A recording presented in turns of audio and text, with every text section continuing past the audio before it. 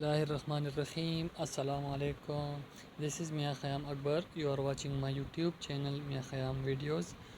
उम्मीद करता हूँ कि आप सब लोग खैर खैरत से होंगे। आज का जो हमारा टॉपिक है सेलुलर ऑर्गेनेलिस पार्ट 2 बायोकेमिस्ट्री का सेकंड लेक्चर है। So let's start. इससे पहले जो फर्स्ट लेक्चर था उसमें हम माइटोकॉन्ड्रिया तक आए थे। अब एंडोप्लाज्मिक रेटिकुलम इस लेक्चर में और जो जितने भी ऑर्गेनेलिस रहते हैं वो पढ़ेंगे।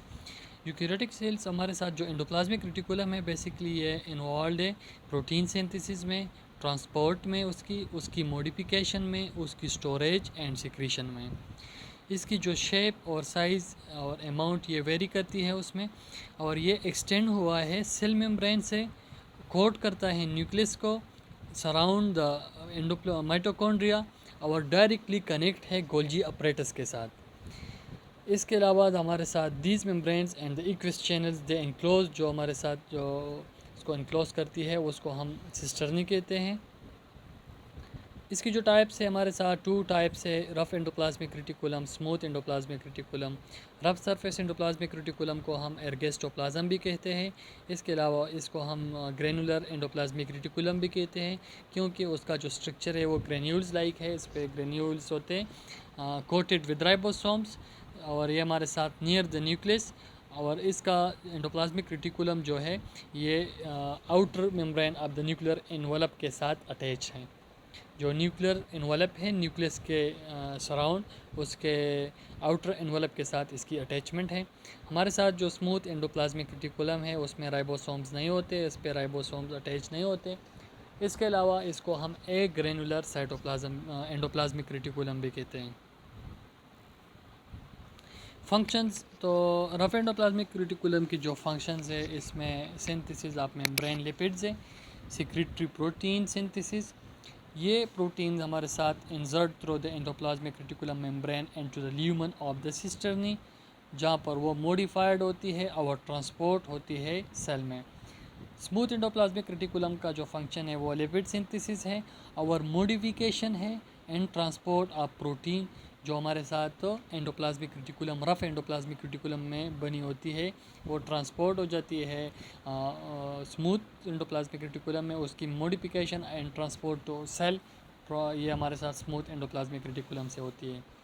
इसके अलावा हमारे साथ इम्पोर्टेंट एंजाइम्स जो एसोसिएटेड है endoplasmic reticulum of the mammalian liver cell, तो ये रिस्पॉन्सिबल है सिंथेसिस ऑफ स्टीरोल, ट्राईएसाइल ग्लाइसरॉल, फास्फोलिपिड्स, और इसके अलावा ये एंजाइम इन्वॉल्व है detoxification of drugs, cytochrome P450 which participates in drug hydroxylation reside in the endoplasmic reticulum। ये साइटोक्रोम P450 हमारे साथ हाइड्रोक्सिलेशन करती है ड्रग की। नेक्स्ट हमारे साथ गोल्जी कम्प्लेक्सेस और गोल्जी अपरेटस, इसको हम डिक्टीसोम्स कहते हैं।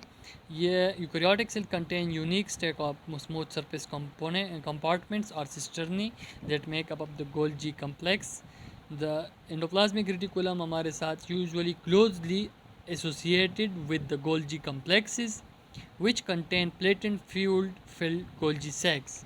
हमारे साथ जो एंडोप्लाज्मिक रेटिकुलम है ये क्लोजली एसोसिएट है गोल्जी कम्प्लेक्सेस के साथ, जो flattened and fluid field Golgi sacs होती है गोल्जी कम्प्लेक्स में। गोल्जी कम्प्लेक्स जो हमारे साथ इसकी 3 कंपार्टमेंट्स है, प्रॉक्सिमल और cis compartment, medial compartment and distal और ट्रांस कंपार्टमेंट। तो इसके अलावा हमारे साथ जो रिसेंट एविडेंसेस है वो सजेस्ट करती है that complexes serve as unique sorting devices that receive newly synthesized proteins। जो न्यूली सिंथेसाइज प्रोटीन जो हमारे साथ कहाँ पर बनती है एंडोप्लाज्मिक रेटिकुलम में, वो रिसीव करती है, और ये वही प्रोटीन रिसीव करेगी जो सिग्नल्स एंड ट्रांजिट पेप्टाइड्स हमारे साथ एंडोप्लाज्मिक रेटिकुलम से गोल्जी कम्प्लेक्स की तरफ आती है, तो वो रिसीव करती है वो, और वही प्रोटीन रिसीव करती है। इसके अलावा जो प्रोटीन वो सिग्नल या ट्रांजिट पेप्टाइड्स वो नहीं देती तो वो रिजेक्ट करती है, rejected by Golgi complexes without processing it further and remain as a cytoplasmic protein. उसको प्रोसेस नहीं करती गोल्जी कम्प्लेक्सेस और एज अ साइटोप्लाज्मिक प्रोटीन पर ये रहती है।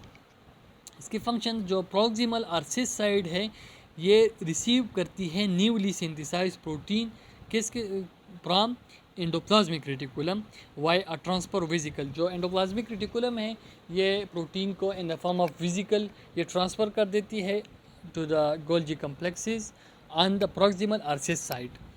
जो पोस्ट ट्रांसलेशनल मॉडिफिकेशन हमारे साथ गोल्जी ल्यूमन जो मीडियन पार्ट है उसमें होती है, where carbohydrate and lipid precursors are added to protein. और हमारे साथ ये बनाती है ग्लाइकोप्रोटीन्स, जब प्रोटीन्स कार्बोहाइड्रेट के साथ अटैच हो जाती है। और इसके अलावा हमारे साथ जब प्रोटीन ऐड हो जाती है लिपिड्स के साथ तो लाइपोप्रोटीन्स बनाती है। ऑन द डिस्टल और trans side they release proteins by modified membranes called secretory vesicles. जो डिस्टल और ट्रांस साइड है जो प्रोटीन्स हमारे साथ बनती है वो in the form of secretory vesicle वो रिलीज़ करती है। These secretory vesicles move to and fuse with the plasma membrane where the content may be expelled by a process called exocytosis। जो वेसिकल है वो फ्यूज़ हो जाती है जो प्लाज्मा मेम्ब्रेन है या सेल मेम्ब्रेन, और जो कंटेंट है प्रोटीन्स की वो expelled outside from inside to outside, तो उसको हम एक्जोसाइटोसिस कहते हैं through the process called exocytosis. जो आउटसाइड इनसाइड टू आउटसाइड दो प्रोटीन कंटेंट को या दूसरी सब्सटेंसेस को एक्सपेल करती है तो उसको हम एक्जोसाइटोसिस कहते हैं। फिर हमारे साथ lysosomes, these are the cell organelles found and cell which contain packet of enzymes. इसमें हमारे साथ एंजाइम्स होते हैं। इसका वर्ड ग्रीक वर्ड जिसका मीन है lysis and loosening, discover and describe for the first time by Belgian biochemist Duve in 1955। इसका size जो 0.4 micrometer vary between microsomes and mitochondria, और इसकी जो मेम्ब्रेन है वो लाइपोप्रोटीन मेम्ब्रेन से बनी हुई है। लाइसोसोम्स हमारे साथ एनिमल सेल्स में पाई जाती है एक्सेप्ट एरिथ्रोसाइट्स जो रेड ब्लड सेल्स हैं, and varying numbers and types. PH इसका जो हमारे साथ लोअर देन साइटोसोल जो साइटोप्लाज्म है इसकी पीएच उससे कम है। और लाइसोसोमल एंजाइम्स की ऑप्टिमल पीएच हमारे साथ 5 राउंड अबाउट 5 है। Acid phosphatase is a marker enzyme for this organelle. 30 to 40 hydrolytic in nature enzymes होते हैं इसमें। और जब तक हमारे साथ लाइसोसोमल मेम्ब्रेन इंटैक्ट होगा तो इनकैप्सुलेटेड एंजाइम जो लाइसोसोम के अंदर होते हैं वो act locally. When the membrane rupture so enzyme release हो जाती है साइटोप्लाज्म में और hydrolyze external substrate biopolymers. Biomedical importance lysosome की क्या है, तो सबसे पहले हमारे साथ autophagic process cell organelles such as mitochondria and endoplasmic reticulum undergoes digestion within the lysosome. जो लाइसोसोम में उसकी डाइजेशन हो जाती है एंडोप्लाज्मिक एंड माइटोकॉन्ड्रिया की। इसको the enzymes are active at postmortem autolysis. जो एंजाइम्स है इसमें ये एक्टिव होते हैं एट पोस्टमार्टम ऑटोलाइसिस।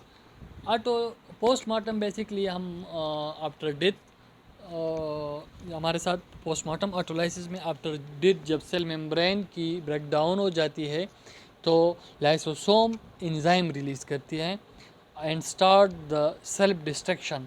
और ये हमारे साथ सेल्फ डिस्ट्रक्शन सेल की डिस्ट्रक्शन स्टार्ट कर देती है। And the death of cell lysosomal bodies disintegrate releasing hydrolytic enzymes into the cytoplasm with in result that the cell undergo autolysis. Autolysis को हम क्या कहते हैं, सेल्फ डिस्ट्रक्शन।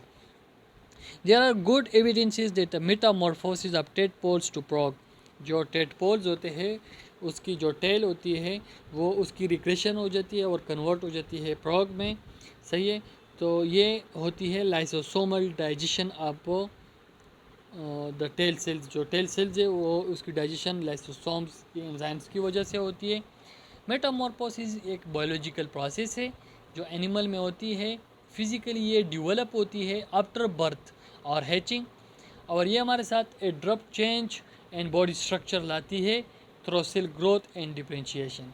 ये मेटामॉर्फोसिस हो गया।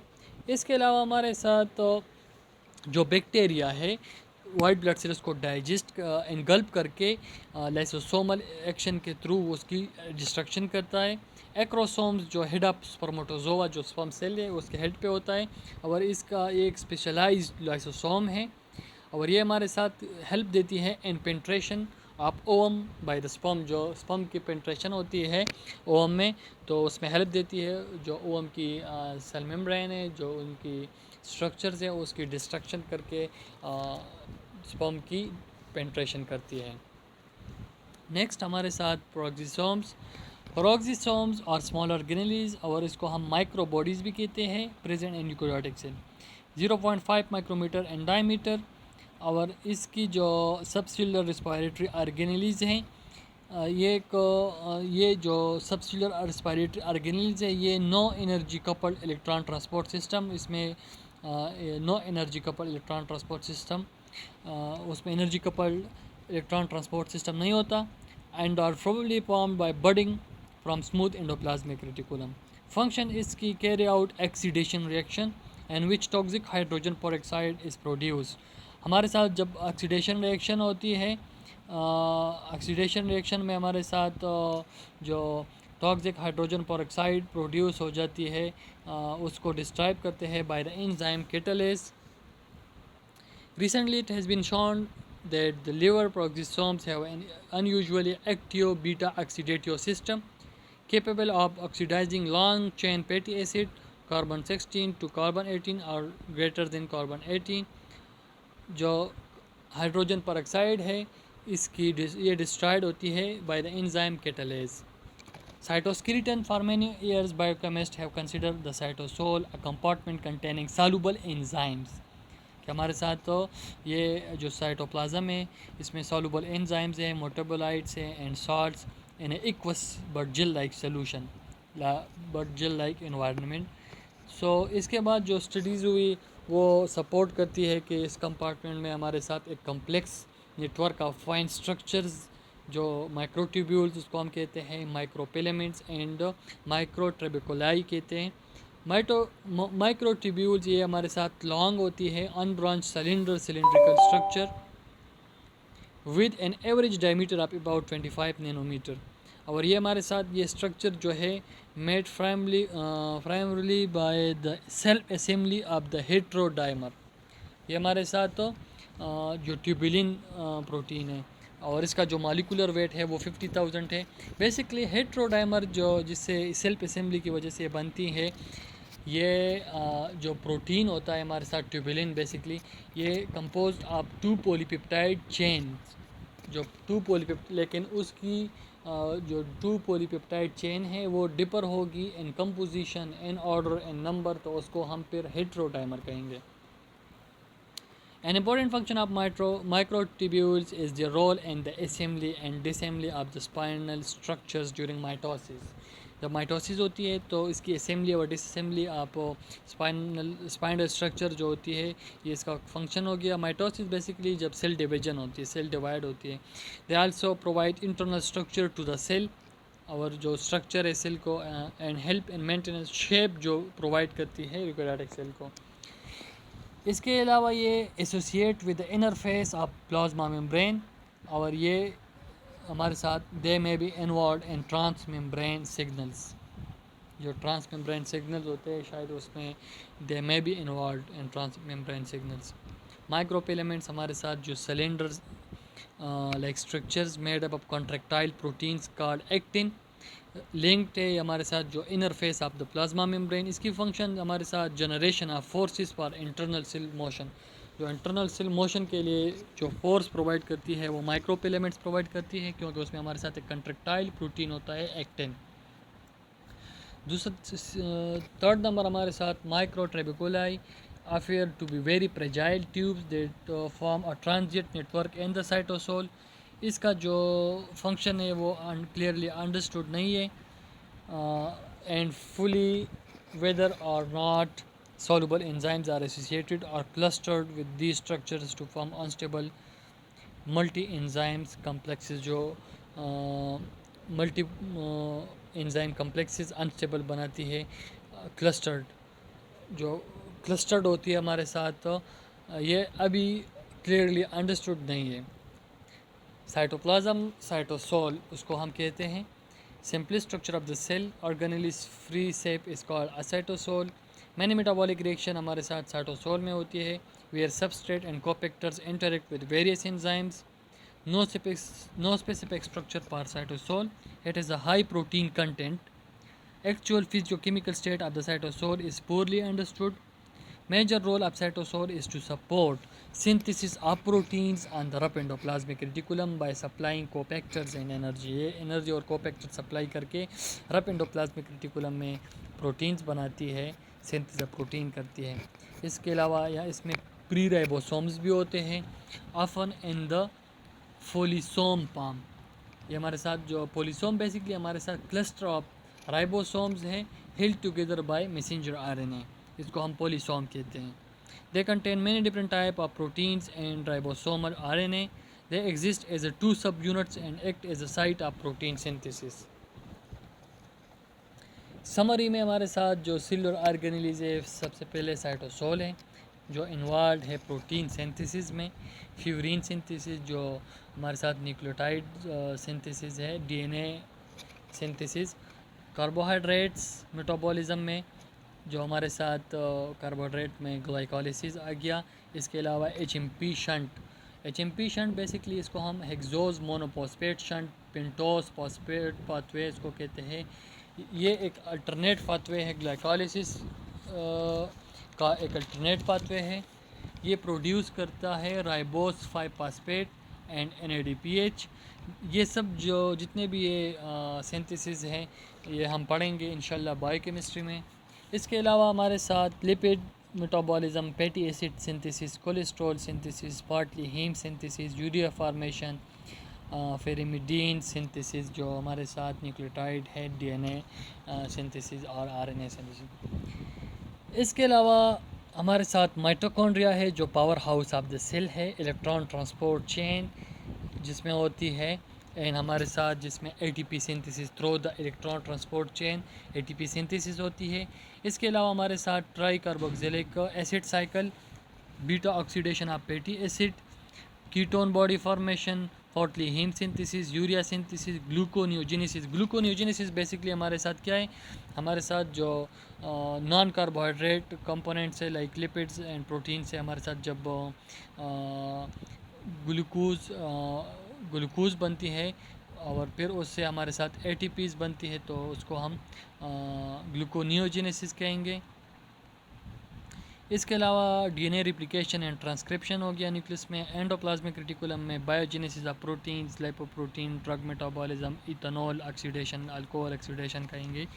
Synthesis of cholesterol partly. Golgi body में हमारे साथ मैच्योरेशन ऑफ सिंथेसाइज प्रोटीन हो गया.